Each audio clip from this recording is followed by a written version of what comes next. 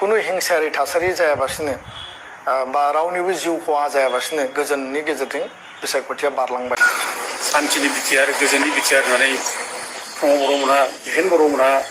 दल दामै दामै गिदिंबाय थायो। दावराय इख'थ नार्जारी बिथाङा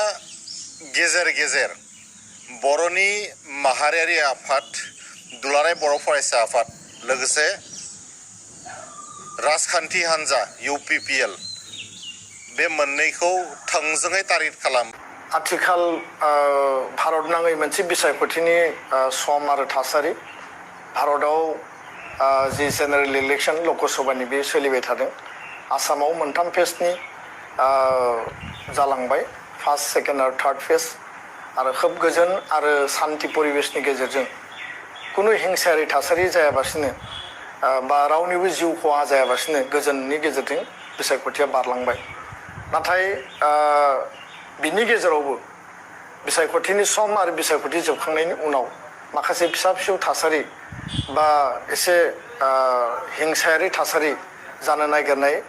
जोङो परिबेशखौ दिनै नुबाय थादों।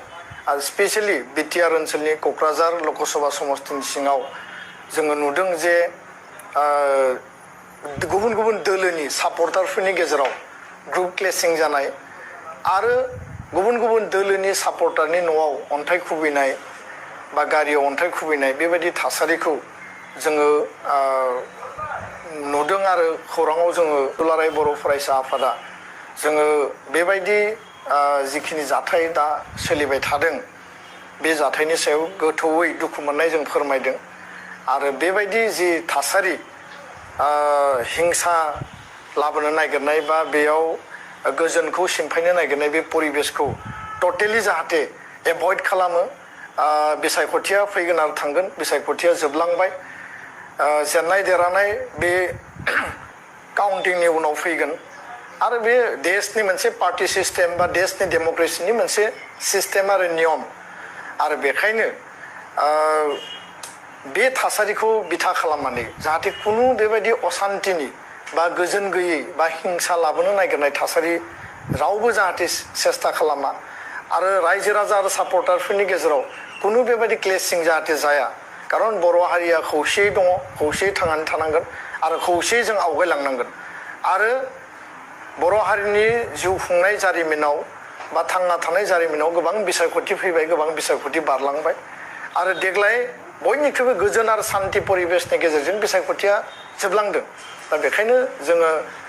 हारिनि मोजांखौ हास्थायनानै बर' हारियाव जाहाथे इलेक्शन बा बिसायख'थिखौ लानानै बेबायदि दाङाबाजि दावराव दावसि जाया